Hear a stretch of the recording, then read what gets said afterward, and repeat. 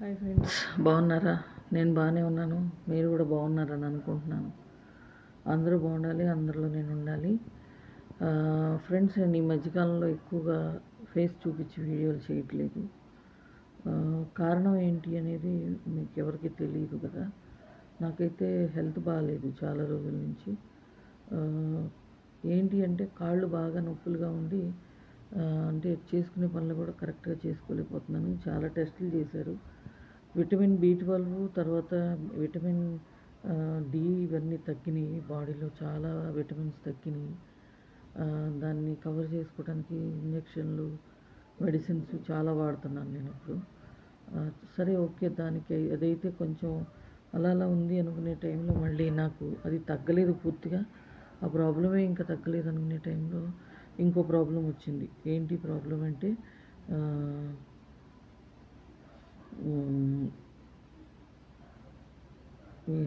ఏమంటారు, చికెన్ గునియా వచ్చి ఎట్లా అయిపోయానంటే లేవటానికి కూడా కష్టంగా ఉంది. అంటే నేను లేచి బాత్రూమ్కి వెళ్ళాలన్నా, బ్రష్ చేసుకోవడానికి కూడా నేను లేవలేని పరిస్థితి నాది. మంచం మీద నుంచి లేవాలంటే ఏదో ఒకటి సపోర్ట్ తీసుకొని గట్టిగా అదిం పట్టుకొని లేవాల్సి వస్తుంది.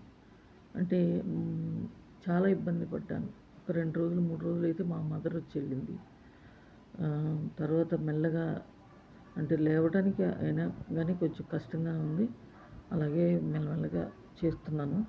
అయితే నా పరిస్థితి ఏంటి అంటే, నేను ఇదంతా ఎందుకు వీడియో తీస్తున్నానంటే, ఈ సోదంతా మాకెందుకు చెప్తావమ్మా అని అనుకోవచ్చు కొంతమంది. అంటే నేను రెగ్యులర్గా చూసేవాళ్ళు అయితే అనరు, కొత్త వాళ్ళు అనుకోవచ్చు. ఎందుకు చెప్తున్నానంటే, నిన్న ఒక వీడియో పెట్టాను, ఫుడ్ వీడియో ఏదో. అది నిన్న తిన్నది కూడా కాదు. అది అంతకుముందు చేసిన వీడియోని నిన్న అప్లోడ్ చేశాను. ఆ వీడియో చూసి మొహం చూపించకుండా ఇలా చేస్తే సరిపోతుందా అన్నారు. సరే, తప్పుగా ఏం పెట్టలేదు, అది తప్పేం కాదనుకోండి. అంటే నా పరిస్థితి తెలియని వాళ్ళు పెట్టారు అది. నా ప్రాబ్లం ఏంటనేది తెలియదు కదా చాలామందికి, ఫ్రెండ్స్కి తెలియక కనిపించట్లేదనే ఉద్దేశంతో అడిగి ఉండొచ్చు.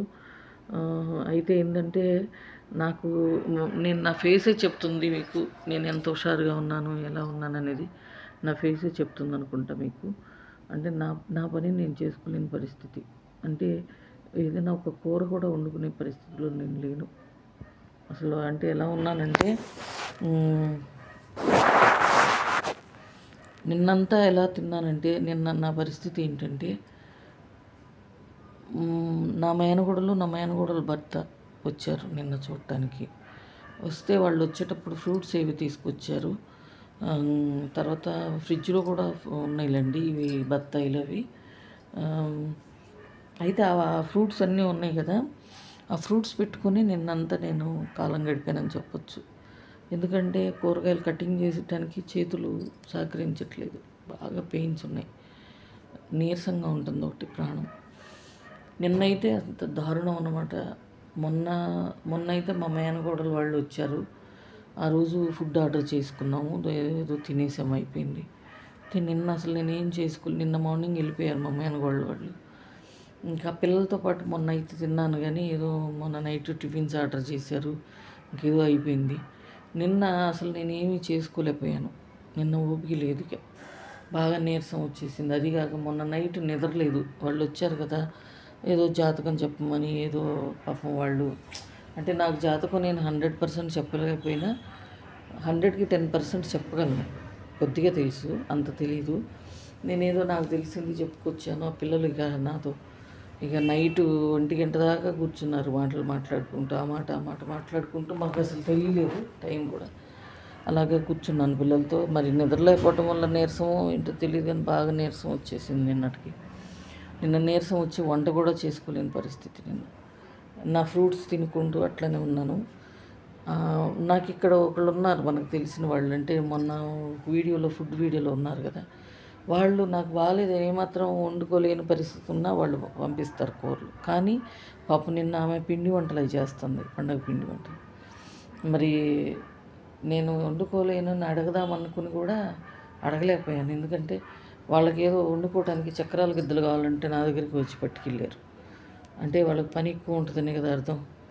నేను ఇదిలో మళ్ళీ నేను తినలేదు, చేసుకోలేదంటే బాగుండదు.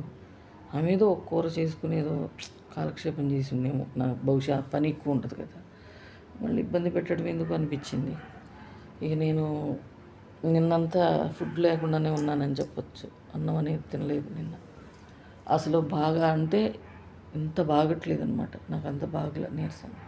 రాత్రి ఏం చేశానంటే నీరసం కవర్ అవ్వాలంటే కొంచెం ఇవి కాజు, పిస్తా, బాదం ఇవి తింటే కొంచెం నీరసం తగ్గుద్ది అనిపించింది. ఎందుకంటే కరోనా వచ్చిన టైంలో కూడా అలా తిన్నాను నేను. అవి మామూలుగా విడిగా తినను నేను, అవి ఒళ్ళు వస్తుందని భయం నాకు. ఒళ్ళు వస్తుంది ఎందుకో అవి అవి ఆ టైంలో తిన్నాను, కొంచెం స్టామినా వచ్చింది కొన్ని రోజులు తింటే. నిన్న గుర్తుకొచ్చి నీరసంగా ఉంది కదా, కొంచెం ఎవరన్నా తిన్నాము, తింటే కొంచెం ఓపిక వస్తుందని చెప్పి ఆర్డర్ చేశాను రాత్రి బిగ్ బాస్కెట్లో. ఆర్డర్ చేస్తే కొంచెం మార్నింగ్ లేచి నా పని నేను చేసుకుంటానికి అంత కాపినా కొద్దిగా ఓపిక వచ్చింది. ఇక మెల్లమెల్లగా కోలుకుంటానేమో అని అనుకుంటున్నాను, పర్వాలేదు. ఈ పూట అయితే ఇంక వంటది ఏం చేసుకోలేదు, కానీ కొంచెం దోశల పిండి ఉంటే కొంచెం ఉల్లిపాయలు పచ్చిమిరపాయలు కోసుకుని 2 దోశలు అయితే వేసుకోగలిగాను. వీడియోలు చూపిద్దామంటే ఫేస్ బాగా అనిపించట్లేదు, అంటే బాగలేదు కదా, కొంచెం నీట్గా రెడీ చేసుకోవాలి, కానీ రెడీ అయ్యేంత ఓపిక నా దగ్గర లేదండి. తిట్టుకోబాకండి, అందుకే ఫేస్ చూపించుకోకుండా.